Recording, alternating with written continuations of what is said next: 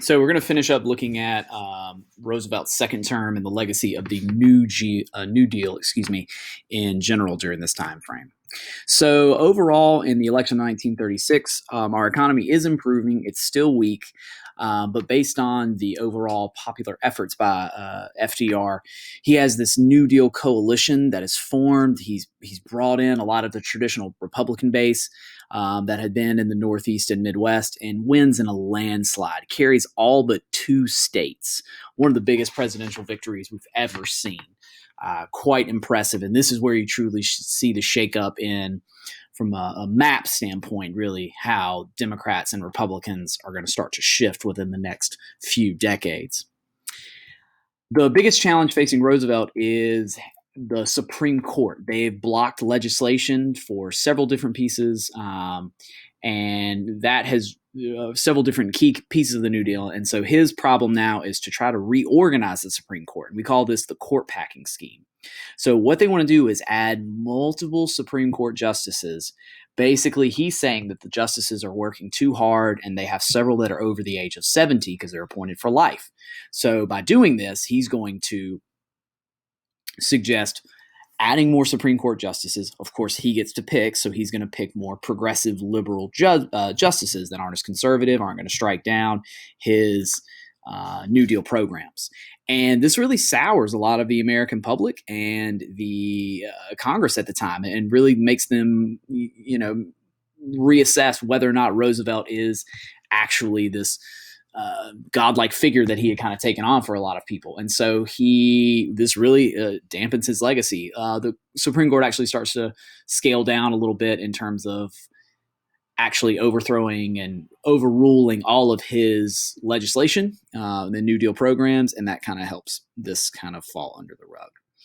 Another success of his in this time frame, after the second New Deal wave of legislation, the Fair Labor Standards Act, where you have a minimum wage, you've got a 40-hour work week. And this is where we start to see limitations on child labor that will be upheld, with restriction on hiring children under the age of 16. What is the legacy of the New Deal overall? The New Deal, by the end of the decade, there is a recession again. There's actually, the government starts to scale back the spending that they have done, and you see more Republican victories in 1938 in the midterm elections. And by the turn of the decade, you've actually got a conservative coalition that's starting to really form against Roosevelt and these policies that he's tried to institute.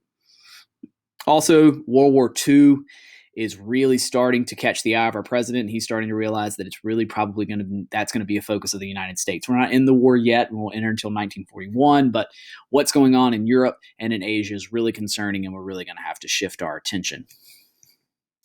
So what does the New Deal actually accomplish? Well, improved economic security for Americans. Those programs like Social Security, the regulations that they put on businesses, home ownership, made it economically more stable for Americans, and in general shifts our government philosophy overall. Our government is going to heavily impact American lives, not so as much from a daily life standpoint before the New Deal. The government is going to set the tone for our economy, and that's what we call Keynesian economics, where the government is going to spend money in a financial downturn, and they're going to scale back the amount of money they spend when our economy is booming.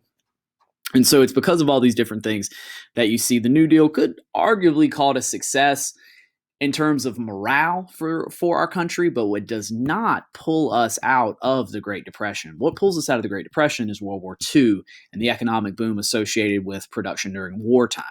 So the New Deal helps, but it's not the answer for curing the ills of the Great Depression.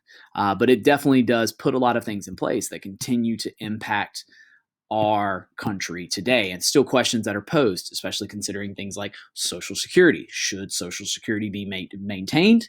And is that something that, your generation is going to really struggle with? And, I'm not that old. My generation as well is, we have less people putting money into Social Security, but more people are taking out of it because of this baby boomer generation. So that's a big question regarding the New Deal success overall. Social Security is probably one of the largest looming questions as a result.